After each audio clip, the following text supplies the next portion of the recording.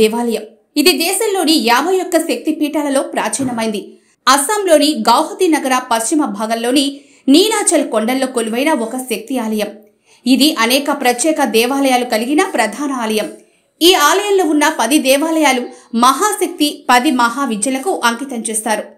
కాళీ, తార, సోదశి, భువనేశ్వరి, భైరవి, చిన్నమస్త, ధూమవతి, బగలముఖి, మాతంగి, కమల. వీటిలో త్రిపుర సుందరి, మాతంగి, కమల దేవాలయాలు పక్కపక్కనే ప్రధాన దేవాలయంలో ఉన్నాయి. మిగిలిన 7 దేవాలయాలు ప్రత్యేకంగా ఉన్నాయి.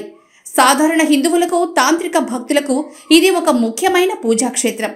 8వ శతాబ్దం నాటి ఆలయం ఇది. ప్రధాన దేవాలయం మధ్య మండపం గుహ రూపంలో ఉన్న దేవాలయం యొక్క పవిత్ర ప్రదేశానికి దారితీస్తుంది.